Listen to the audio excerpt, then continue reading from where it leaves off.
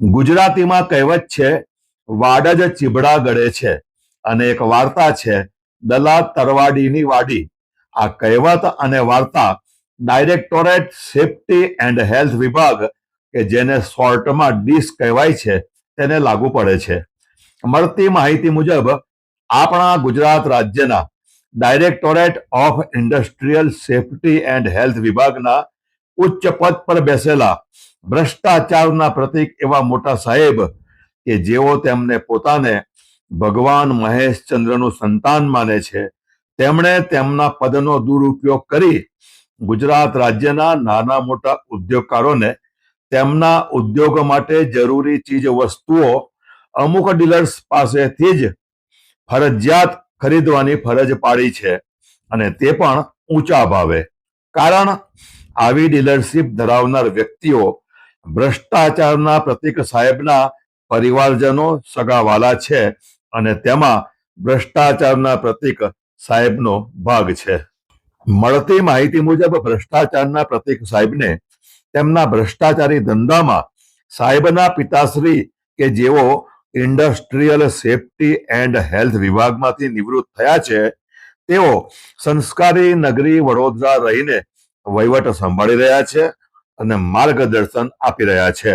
એટલે કે ભ્રષ્ટાચારના ડબલ એન્જિન પૂરપાટ દોડી રહ્યા છે અને રાજ્યના નાના મોટા ઉદ્યોગકારોને વિવશ લાચાર કરી અડફાટે લઈ તેમની વ્યક્તિગત આર્થિક પ્રગતિ અને વિકાસ કરી રહ્યા છે.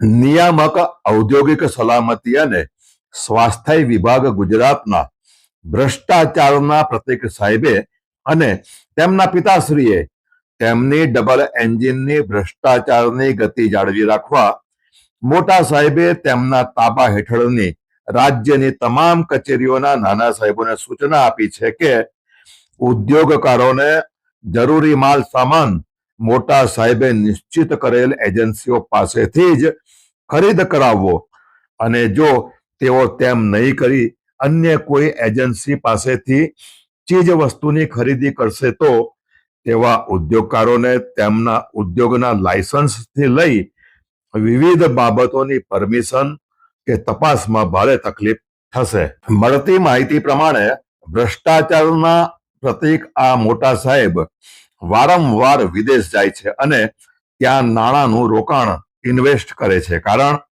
ક્યારેક કોઈ ઉદ્યોગકારો ભ્રષ્ટાચારી પ્રતીક સાહેબ વિરુદ્ધ ફરિયાદ કરે અને ઈડી કે ઇન્કમ ટેક્સ આ પ્રતીક સાહેબની પાછળ પડી જાય તો ભ્રષ્ટાચારના મોટા પ્રતીક સાહેબ ભારત દેશ છોડી વિદેશ સ્થાયી થઈ શકે.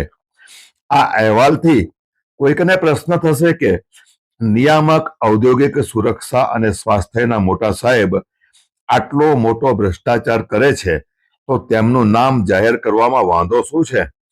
તો જવાબ છે કે ભ્રષ્ટાચારના પ્રતીક સાહેબના ભ્રષ્ટાચારથી ત્રાસી, હેરાન પરેશાન થઈ રહેલા ઉદ્યોગકારો તેમની પોતાની સુરક્ષા અને સ્વાસ્થ્યને જાળવી રાખવા ભ્રષ્ટાચારના આ પ્રતીક સાહેબ વિરુદ્ધ જાહેરમાં બોલવા તૈયાર નથી.